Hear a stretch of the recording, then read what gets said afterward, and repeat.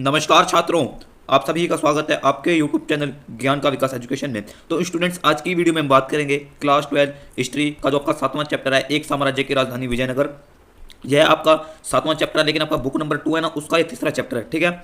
और आज की वीडियो में हम इस चैप्टर से रिलेटेड इंपॉर्टेंट एमसीक्यू क्वेश्चन करने वाले हैं, यानी बहुविकल्पीय प्रश्न जो आपके पेपर में आने की संभावना 101% होती है। तो स्टूडेंट्स, ये वाली वीडियो पार्ट 3 होगी, क्योंकि मैंने इस चैप्टर से रिलेटेड पहले ही पार्ट 1 व पार्ट 2 बता दिया है, मैंने वो बना लिया है। मैंने पार्ट 1 व पार्ट 2 में इस चैप्टर से रिलेटेड इंपॉर्टेंट पॉइंट्स करवाए थे, ताकि आपको इस चैप्टर से रिलेटेड आपको इसकी समरी मिल सके, आपको इसका सारांश मिल सके, ठीक है। तो जिन जिन बच्चों ने पार्ट 1 व पार्ट 2 नहीं देखा, लिंक मैं डिस्क्रिप्शन में दे दूंगा, प्लीज जाकर चेकआउट कर सकते हैं। तो चलिए आज की वीडियो में फोकस करते हैं। और हाँ, ये वाली वीडियो सेशन 2026-27 यानी न्यू सिलेबस पर आधारित है। तो चलिए वीडियो को स्टार्ट करते हैं, और वीडियो अच्छी लगे तो वीडियो को लाइक कर दें और अपने फ्रेंड्स के साथ जरूर शेयर कर देना। तो चलिए वीडियो को स्टार्ट करते हैं। तो स्टूडेंट्स, हमारा चैप्टर नंबर 7, एक साम्राज्य की राजधानी विजयनगर, जिसका समय था 14वीं से लेकर 16वीं सदी तक। इसका इंट्रोडक्शन मैंने पार्ट 1 व पार्ट 2 में दे दिया है, पूरा कंप्लीट करवा दिया है मैंने। सारे पॉइंट्स पहली 2 वीडियो में कंप्लीट करवा दिए हैं। देखिए, इंपॉर्टेंट पॉइंट्स है, प्लीज जाके देख लेना, आपको चैप्टर समझ आ जाएगा। आज हमारा है एमसीक्यू। तो चलिए हमारे पहले एमसीक्यू की तरफ चलते हैं। देखिए, इसमें पहला क्वेश्चन है, विजयनगर साम्राज्य की स्थापना हरि और बुक्का ने कब की थी? मैंने ऊपर आपको बताया था। देखिए, पॉइंट इसलिए कह रहा हूँ, पॉइंट्स देखिए, बार बार कह रहा हूँ, पॉइंट्स देखिए। विजयनगर साम्राज्य की स्थापना दो भाइयों हरि और बुक्का ने 1336 में की थी। तो इसलिए आपका ऑप्शन नंबर आपका हो जाएगा, ऑप्शन नंबर ख सही हो जाएगा कि विजयनगर साम्राज्य की स्थापना दो भाइयों हरि और बुक्का ने 1336 में की थी। ऑप्शन नंबर ख सही हो जाएगा आपका, ठीक है। हमारा दूसरा एमसीक्यू है, विजयनगर के शासकों ने अपने कौन सी उपाधि धारण की? देखिए, मैंने आपको बताया था कि विजयनगर शासकों ने अपने नाम के पीछे कुछ लगाया था। ना उन्होंने नायक लगाया था, ना सुल्तान लगाया था, ना सामंत लगाया था। उन्होंने अपने नाम के पीछे राय लगा था, जैसे कृष्णदेव राय लगा था। इंपॉर्टेंट है, याद कर लेना।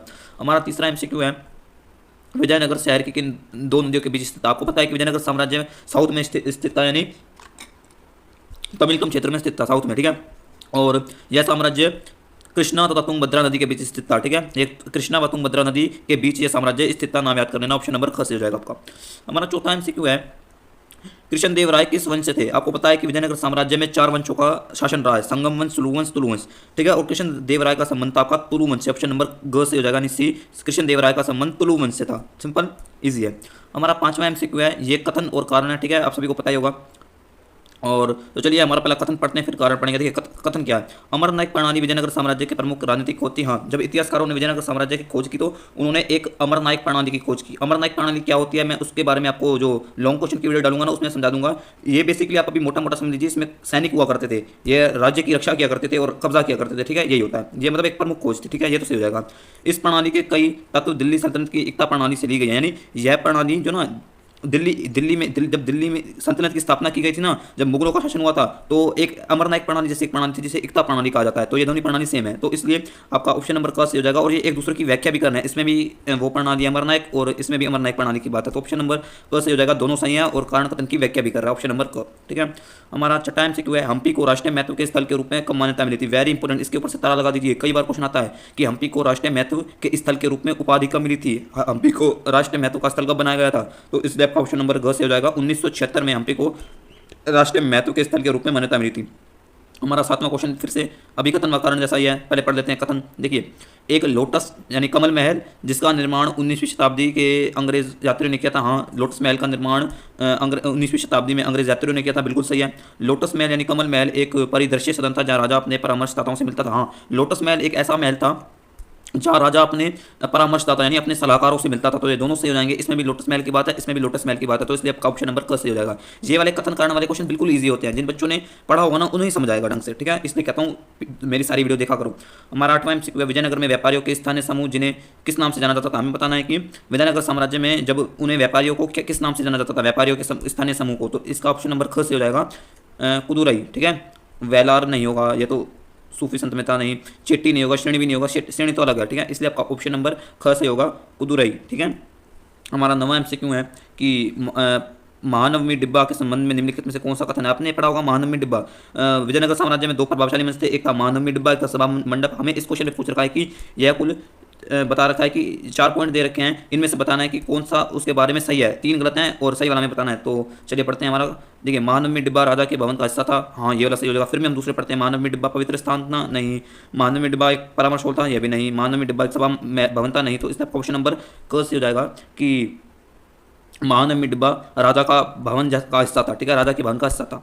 हमारा 10वां एमसीक्यू है, इसमें हमें मिलान करना है कुल मिलाकर, ठीक है। इसमें हमें मिलान करना है, पहले मैं मिलान कर देता हूँ, फिर आप देख लेना। देखिए, यह इस मिलान में विदेशी दे रखा है और देश दे रखा है कि नहीं, यानी विदेशी किस देश से आया था। मैंने आपको यही करवाया था लास्ट वीडियो में, इसलिए कहता हूँ देखा करो। ये देखिए ये मैंने करवाया था, कौन सा विदेशी किस देश से आया था, तो इसी क्वेश्चन में वही पूछ रखा है। देखिए पहले हम बात करते हैं अब्दुल रजाक। अब्दुल रजाक कहाँ से आया था। देखिए इसमें क्या है कि ये वाले ना, ये इन्होंने गलत दे दिया है मिस प्रिंटिंग के तहत, तो ये आप नज़रअंदाज कर देना। आप केवल मैं मिलान कर रहा हूँ ना, आप मिलान देख लीजिए कि कौन सा विदेशी किस देश से आया था। देखिए अब्दुल रजाक आया था फारस से, निकोले कोंटी आया था इटली से, बरबोसा आया था पुर्तगाल से, और निकितिन आया था रूस से। तो ऐसे है, क्रॉस है, तो आप याद कर लेना कौन सा यात्री किस देश से आया था। ठीक है, ऑप्शन नहीं दे रखी है, गलत है। ठीक है, हमारा 11वां MCQ है। 11वां MCQ है कि विजयनगर के शासकों ने शक्तिशाली सेना रखी थी। उन्होंने क्यों शक्तिशाली सेना रखी थी, ताकि वे क्या कर सकें, वह जनता पर कठोर नियंत्रण स्थापित कर सके। नहीं, वो जनता पर दया रखते थे, जनता के प्रति कठोर रवैया नहीं अपनाते थे। वे ज़्यादा से ज़्यादा लोगों को रोजगार दे सकते। नहीं, ये तो पॉइंट गलत है। दक्कन सल्तनतों के शासकों के आक्रमण से साम्राज्य की रक्षा करना, बिल्कुल ये वाला आपका सही हो जाएगा, ऑप्शन नंबर ग। कि विजयनगर शासकों को यह डर था कि दक्कन के सुल्तान उन पर हमला ना करें, इसलिए उन्होंने शक्तिशाली सेना रखी ताकि वह दक्कन के जो सुल्तान थे या सल्तनत थे उनके शासकों के आक्रमण से अपने साम्राज्य की रक्षा कर सकें। सिंपल, ऑप्शन नंबर ग से हो जाएगा। हमारा 12वां MCQ है, विजयनगर और दक्कन सल्तनतों के बीच लगातार संघर्ष था। आप पूछ रहे होंगे कि जो ये दक्कन के सुल्तान थे यानी दक्कन के सल्तनत थे और विजयनगर साम्राज्य के बीच लड़ाई क्यों थी, क्या कारण था इसका मेन कि उनके बीच लड़ाई चलती रहती थी।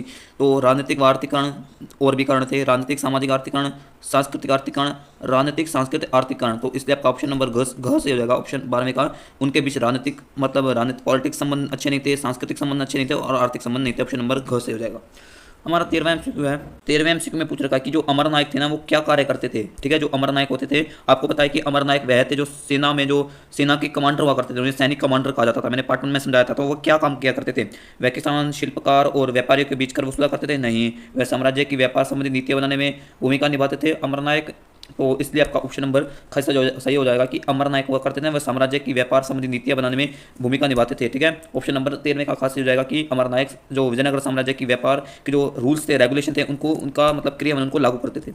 हमारा 14वां क्वेश्चन है कि कृष्णदेवराय द्वारा लिखित कृति, यानी कृष्णदेवराय ने एक ग्रंथ लिखा था, कृति लिखी थी, उसका नाम क्या था। तो नलिया दिव्य प्रबंधनम। नहीं, ये तो भक्ति सूफी परंपरा में था। नहीं, तवरम भी नहीं था, आंसर भी नहीं था। तो इसलिए ऑप्शन नंबर का सही जाएगा, अमुक्त मल्यद कृष्णदेवराय ने एक लिखा था। ठीक है, हमारा 15वां क्वेश्चन है, इजी है। विजयनगर साम्राज्य में कितने वंश थे। तो विजयनगर साम्राज्य में 4 वंश थे, संगम वंश, सूर्यवंश, तुलुवंश, अरविंद वंश। तो आपका ऑप्शन नंबर ग से हो जाएगा। ठीक है, हमारा 16वां MCQ इंपॉर्टेंट है कि कृष्णदेवराय का शासनकाल, यानी उन्होंने कब से लेकर कब तक शासन किया। तो कृष्णदेवराय ने 1509 ईस्वी से लेकर 1529 ईस्वी तक शासन किया, यानी उन्होंने लगभग 20 साल शासन किया। ऑप्शन नंबर ख से हो जाएगा, 16वें का। ठीक है, हमारा 17वां MCQ है कि विजयनगर के शासकों ने कृषि को प्रोत्साहित किया। उन्होंने विजयनगर साम्राज्य के जो शासक हुआ करते थे ना, उन्होंने कृषि को कैसे प्रोत्साहित किया। बांध, हौज, नहर का विकास किया। हाँ, कृषि क्षेत्र पर कर लगा घटाकर। नहीं, कृषि की उपज के विक्रय हेतु बाजार का प्रबंधन। नहीं, सेना के लिए खाद्य सामग्री खरीद कर। नहीं, तो इसलिए आपका ऑप्शन नंबर क सही हो जाएगा, यानी ए विजयनगर साम्राज्य के शासक थे, उन्होंने कृषि को प्रोत्साहित करने के लिए बांध बनाए, हौज बनाए, नहर बनाए, ताकि उनसे खेतों की सिंचाई कर सकें। हमारा 18वां MCQ है, कृष्णदेवराय के संबंध में निम्नलिखित में से कौन सा कथन असत्य है। यानी ये 4 पॉइंट दे रखे हैं, हमें बताना है कि कौन सा पॉइंट कृष्णदेवराय के संबंध में गलत है। उनसे रायचूर दोआब हासिल किया। नहीं, ये वाला तो आपका होगा नहीं, ये वाला सत्य है, क्योंकि कृष्णदेवराय ने दोआब क्षेत्र हासिल किया था। तो ये वाला तो नहीं होगा, ये सत्य है। उसने अपनी माँ के नाम पर एक नगलपुरम नामक उपनगर की स्थापना की। ये भी बिल्कुल सही है कि उन्होंने अपनी माँ के नाम पर शासन कर लाया था। तो इसलिए ये वाला सत्य है, इसलिए ये भी नहीं होगा, क्योंकि हमें हमसे असत्य पूछा हुआ है। हमारा गाय के कई महत्वपूर्ण दक्षिण भारतीय मंदिर के गोपुरम जोड़ने का श्रेय भी कृष्णदेवराय को जाता है। हाँ, उन्होंने गोपुरम बताए थे, तो ये भी सत्य है, इसलिए ये भी नहीं होगा। इसलिए आपका ऑप्शन नंबर घ से हो जाएगा कि उसने बलि प्रथा पर रोक लगाई। कृष्णदेवराय जी ने बलि प्रथा पर रोक लगाई थी, इसलिए उन्होंने बलि प्रथा पर रोक नहीं लगाई थी। ठीक है, ये वाला असत्य है, इसलिए आपका ऑप्शन नंबर डी से हो जाएगा, उन्होंने बलि प्रथा पर रोक नहीं लगाई थी। हमारा 19वां MCQ इसमें भी हमसे मिलान पूछ रखा है, तो हम मिलान कर देते हैं। देखिए, इसमें पहले मैं मिलान कर देता हूँ, फिर आपको बताता हूँ। देखिए, इसमें सूची 1 और सूची 2 दे रखी है।